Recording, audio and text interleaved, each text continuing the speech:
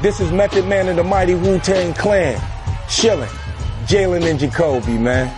They gave these dudes a show.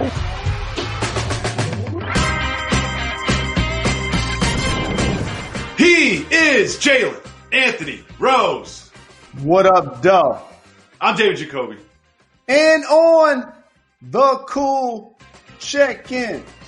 Together we are Jalen Jacoby from home. What is it that we do? We give the people what they want.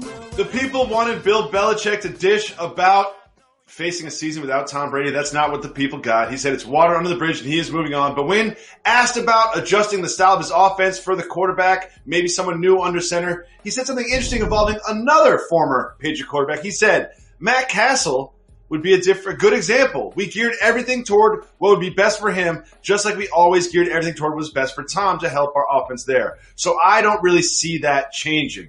Jalen, could this possibly mean that Bill Belichick is ready to make some adjustments to bring in a different type of quarterback, maybe a Cam Newton, maybe a Jameis Winston, to get under center for this Patriot team? Here's what I'm going to say. I know you don't want to take anything too serious that Bill Belichick says in the media because it's usually short and or tongue-in-cheek or very vague.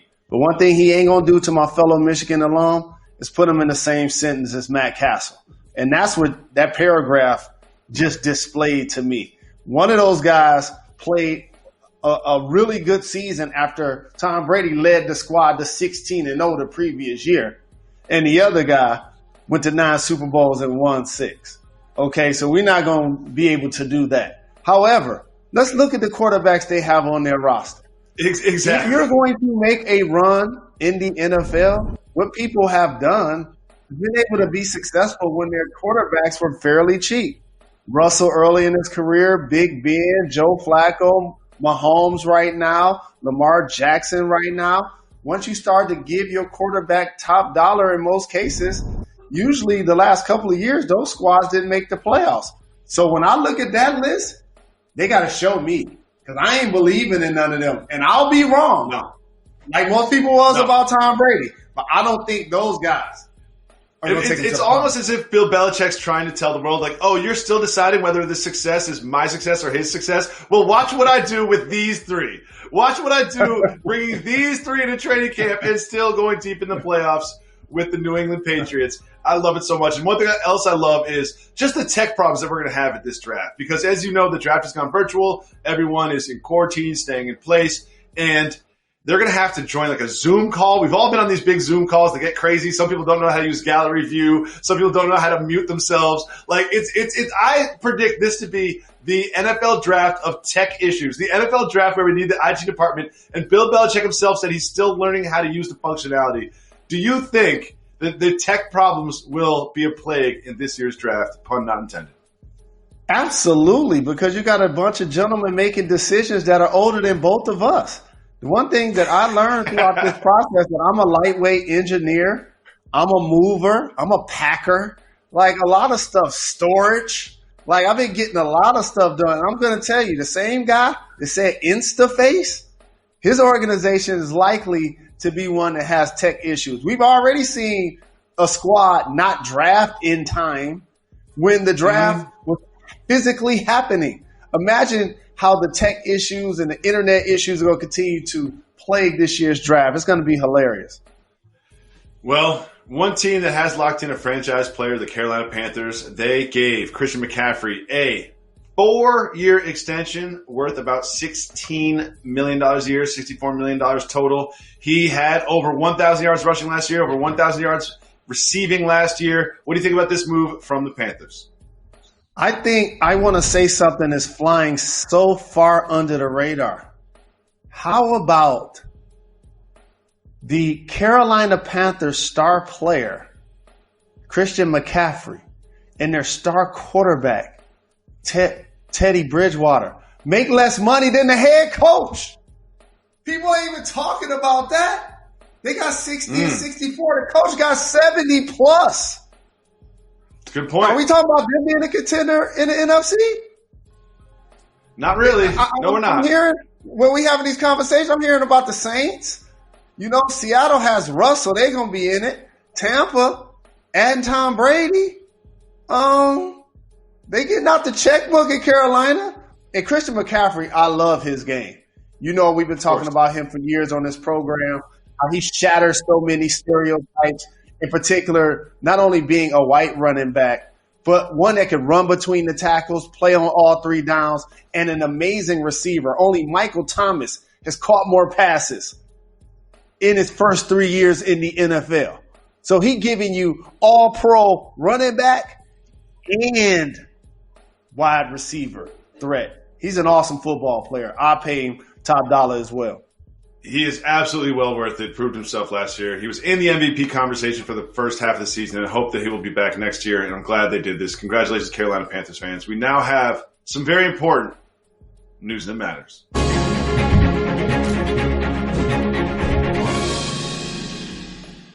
Jalen, Enes Kanter is one of my favorite basketball players. Is he the best defender in the NBA? No, he is not.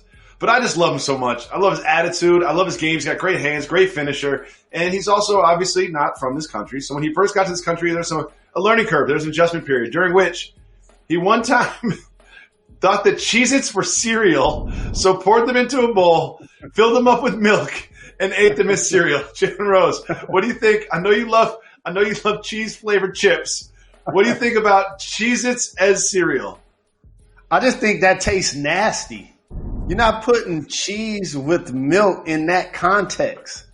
I just wouldn't like the way that tasted. It seems odd going together. And the other thing you left off, terrific rebounder, and particularly on the offensive side. Oh, yeah. And for a guy who has a big personality and is as fun-loving as he is, mark my words, whatever you see Gronk doing in retirement, you're going to see Kanter doing it as well. You know what? I'm thinking about it. And at first I was like, that's not that bad. But if cheese was good as a cereal, there would be a cheese-flavored cereal already. Like, there is a reason that there's a cereal for every flavor under the sun except for cheese. Enes Kanter, congratulations. You're still one of my favorites. When we come back, Jalen, do you know Michael Jordan has a documentary coming out soon? We have more Michael Jordan intel for you in advance of The Last Dance right after this. Got to give the people time. Give the people what they want.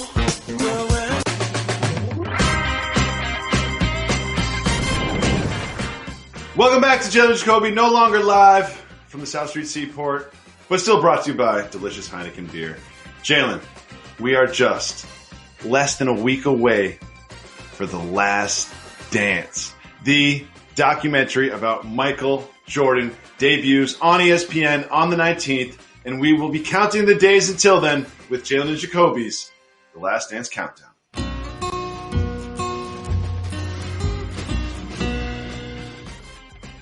Jalen, today's special edition of The Last Dance Countdown focuses on an opponent Michael Jordan never faced in the finals, and that is the Houston Rockets. And here is what Rudy Tomjanovich, coach of those Rockets, had to say about Michael Jordan and his respect he had for that Rockets team. He said the following, quote, Michael Jordan gave our team great respect. He didn't feel that they could contain Hakeem. They just didn't have the personnel to do it. And he said he thought we were the team that gave them the most trouble. Jalen, you don't get this too often from Michael Jordan. What do you think about this quote from Michael Jordan about a potential opponent in the Rockets? Rudy T, fellow Wolverine, never underestimated the heart of a champion. Hall of Famer, representing amazing blue to the fullest. That is my guy, Jacoby. And let me tell you something. Michael Jordan was dead accurate because one of the things that they embodied was positionless basketball. They would put Winnington, Will Perdue, Bill Cartwright, Longley out there to finish and rebound and play D. But to close the game, unless Patrick Ewing, David Robinson, Shaquille O'Neal was really going, they would play a small lineup. And so based on those dynamics, Hakeem the Dream, you seen what he did in the finals against Shaq? What do you think he would have did against those guys? They would have been forced to keep them on the floor. And Hakeem could get out on the floor, Jacoby, and guard a Tony Kukoc. He has snatched every rebound back-to-back with Dennis Rodman. When he retired, remember, one of the best at blocks, one of the best at steals, played soccer growing up, could switch and pick and rolls. Like, Hakeem would have been a problem for those Bulls. That's why when Michael Jordan retired, Hakeem wouldn't snatch them 2 championships up quick. People thought they was up for grab. Hakeem wouldn't grab them so fast. Yeah, he did. You know what? Hakeem is probably the person that told Michael Jordan he should play baseball. You know, they're probably out drinking one night. Hakeem was like, you know what? You're great at this basketball thing, but I feel like there's a real future for you in another sport. Be the first champion in 2 professional sports. You can do it, Mike. You've already done the basketball thing. And then when he left the bar, Hakeem was like, yeah, I got that, dude. Moving on, though, Jim. We all are sitting in our homes, just looking at our phones and looking at social media a lot. So sometimes it gets socially awkward.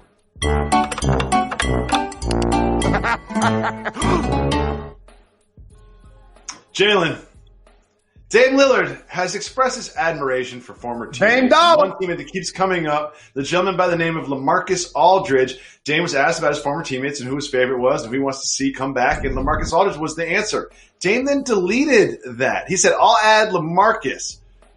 Interesting. And then LaMarcus put up the 2 eyeballs in response once the Trailblazers account got involved. What do you think about the tweet and delete? And what do you think about the eyeballs from LaMarcus, who is very much on the San Antonio Spurs, who are very much not really in the playoff hunt anymore? I think Dame gets underrated in the NBA as a leader and the best player on a constant playoff team. And buying into the fact that, yes, I'm a Portland Trailblazers, but I'm going to do the Dirk. And I'm going to be here for the long term, and I'm going to try to deliver a championship. And I always appreciated that about him. They were the squad that ultimately got Melo back in the league when the other squads wouldn't even give him a chance for over a year. So one of the things that I've noticed about he and LaMarcus, first off, they were a great combination. Next, they've done these exchanges via social media a couple of times this season. I bet, and Doug Collins, my OG, taught me this word. If I gave LaMarcus Aldridge some sodium pentothal, that's truth serum, and you ask him, are you really having fun in San Antonio, or would you rather be back in Portland? What do you think his answer would be? He'd say, what did you give me? Is this, can I fail a test because of this? Is this on the ban list? That's exactly what he would say. And then he would say, you know what? My time in Portland was the best time of my career. And a lot of that has to do with the lack of success that the Spurs have had since he got there. And Jalen, this disease, this pandemic has touched a lot of people's lives here in New York City especially. And there's somebody in my family that's tested positive. People on my basketball team test positive. People we work with test positive. And one of the things that has touched also is the NBA family. And Karl Anthony Towns' mother has passed this disease. What words do you have for the friends and family of Karl Anthony Towns? I'm devastated for Cat and his family. Got a chance to cover him in college. I've actually met his parents. Really supportive, really loving, really knowledgeable about the game. And his post about a month or so ago was really heart-wrenching. And now to understand that he lost his mom is just devastating. And I'm really sorry to hear that. Absolutely. To all the friends and families, our prayers and condolences are with you and everyone who's been affected by this virus. We will be back with more after this.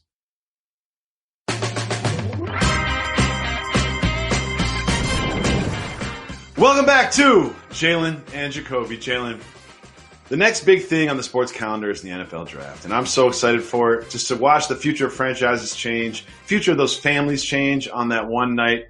And I'm just excited to see how this virtual thing goes because I know it's going to be an absolute mess. There's going to be some technical problems, going to be some mistakes. Some people get drafted by mistakes. You have to go back and take stuff back. It's going to be an absolute mess, and I'm going to be here for it. But our colleagues have been covering the draft, really covering it. And Mel Kiper just released a new mock draft, and I really want you to take a look at it. Jalen, Burrow, Young, Oduka, Simons. Wait a second. Wait. Who did...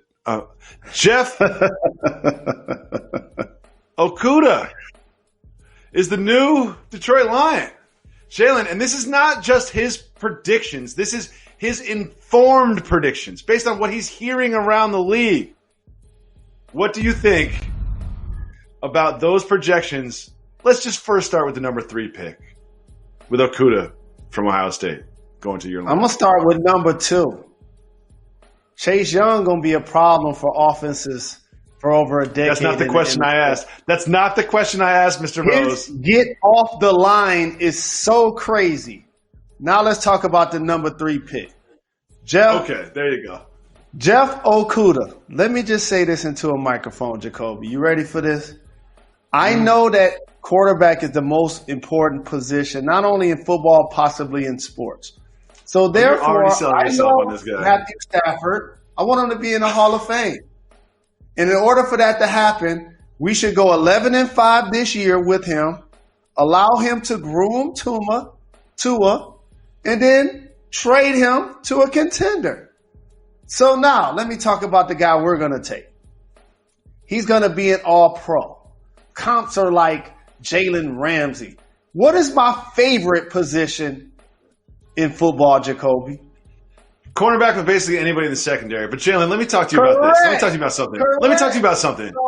You can't just let Slay go. You can't let Slay go and then draft his replacement. Why not keep Slay if you're going to draft a cornerback and then you've got the cornerback position locked up? Why do this? And why pass on Tua? And, he's got Herbert going before Tua. Why not just draft a quarterback there? The future of the Lions is not in Matthew Stafford. The future of the Lions is in a new quarterback. Great quarterback crop. You're going to be drafting number 3 this year. You'll probably be drafting very high next year. Why not just take Tua? This is not just Mel Kiper's predictions. These are informed predictions. Jalen, this is a very disappointing day for me because I have to talk to you every day. If they don't take Tua, it's going to be very, very bad for Detroit. Fam, I'm trying to tell you. Watch what's going to happen. Okudah, going to be a lockdown corner. Going to be an all-pro.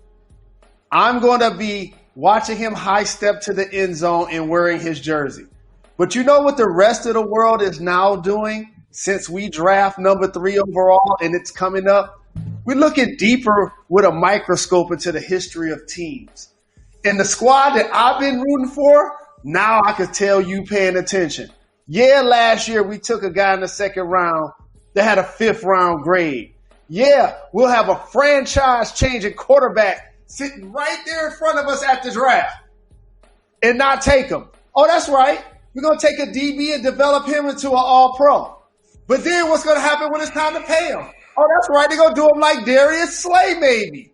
That's what it's like to be a Lions fan. And this is why you're not.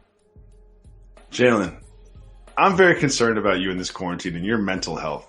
Because you're in an abusive relationship with this team. You're in an abusive relationship with this team. They are emotionally abusive towards you. You've spent not the last month, the last 3 months talking about how Tua, they need to get Tua. If they don't draft Tua, I'll be so upset. And now here, when you see Mel Kiper's mock that they're going to get Okudah, now you're talking about how great it's going to be that they're going to have him and how they're going to go 11-5 next year with Matt Stafford. Jalen Rose, they're not going 11-5 next year. They're not going 11-5 the year after that. They might not go 11-5 for the rest of your life. Just understand that is the abusive relationship that you are in with the Lions. It is time to move on, Jalen, to the don't get fired topic of the day. And now, the don't get fired topic of the day. Jalen, Forbes.com. Forbes is a reputable website, all right? This is Forbes.com. They posted the following headline, and I quote, Americans are excessively eating, drinking, smoking pot, playing video games, and watching porn while quarantined. Now, Jalen, I've been concerned about your mental health during this entire quarantine process. Are you, like the average American, eating more, drinking more, playing video games, smoking pot, and watching porn? I'm retired from video games. I'll say that. Here's what I want you to understand, though, my brother. We need to put that up as a multiple choice. We need J&J supporters to give us feedback in that order. Which are you doing more of? Let's make that a poll today because I'm curious to see are people doing more alcohol, more medicinal, more video games, eating more, more movies and Netflix. Like, what are you guys out there doing more? Because the only thing I ain't doing more, I'm retired from video games. I will say this. I will say this. Just like you, I also am not playing video games.